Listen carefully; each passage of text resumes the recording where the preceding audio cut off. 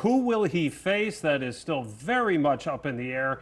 At this hour, you can see David Crowley and Francesca Hong continue to run neck and neck in this race. That's right. Just about 1,000 votes separate the two at this point. Again, just under 80% of the estimated votes in. So we still have a large chunk that could put this election either way. Drew Best is down with the Crowley campaign, and he joins us live right now from Milwaukee. Yeah, Cami and Chris, the ballroom here has filled up very quickly with some very energetic, but as you mentioned, very anxious David Crowley supporters. They have been watching these numbers roll in, and while they're watching it, they are still hoping that David Crowley is the one who can hold on to this lead and earn the Democratic nod. Now, voters I spoke with have considered themselves cautiously optimistic throughout the night that Crowley will win this election, despite trailing in those recent polls to Francesca Hong. He's said recently that those numbers do not tell the full story, and we've certainly seen that tonight with this much closer gap. Crowley supporters here feel confident Crowley not only can win tonight, but can also beat Tom Tiffany in November. My focus was on who I believed in and who I felt could really bring growth and development to being a more sustainable Wisconsin for, once again, for all of the people. I believe he's a stronger debater, and I'm looking more towards a general election, not towards a primary. And I think he's the best bet for the general election. If Crowley wins this primary election, it would be considered a major comeback, considering all the peaks and valleys that his campaign has gone through in recent months. We're not expected to hear from Crowley for a much later time now. We were expecting to hear from him once the results came in.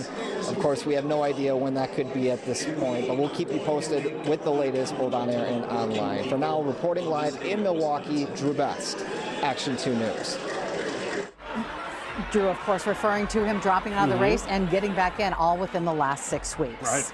Sarah Rodriguez dropped out after he had dropped out and endorsed her, and then he was called back in. And of course, with Governor Tony Evers' endorsement, they have made a mad dash to try and catch up to Francesca Hong. It is neck and neck. Let's check in at the Francesca Hong headquarters. You can see our chief political reporter, Jason Zimmerman, standing by. Jason? Chris, if there's one thing that's abundantly clear tonight, this race is much closer than any of the polls led us to believe it might be. Now, the crowd, they erupted just a few minutes ago because we are now dead even at 39.9% for each of the candidates here. We haven't seen Francesca Hong on stage yet.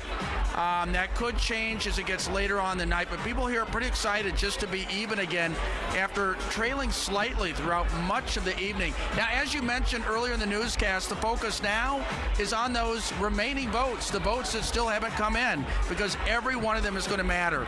And Hong is doing really well in Dane County, as mentioned. And one of the surprises tonight, she's also keeping up with David Crowley in Milwaukee County. Now, Crowley is doing really well in the Milwaukee suburbs, those WOW counties. He has led all three of them.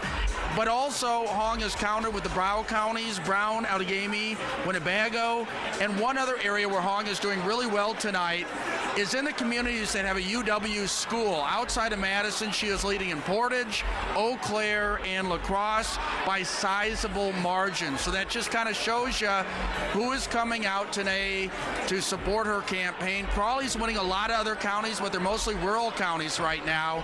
So it's going to start to look at, if you're either one of these campaigns right now, just what is the percentage of votes still out there for Dane?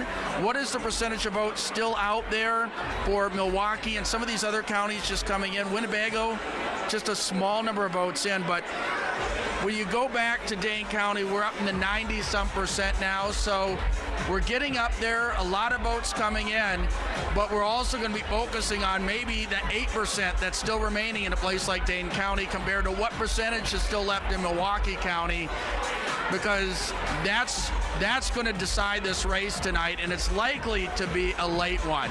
Reporting live in Madison, Jason Zimmerman, Action 2 News.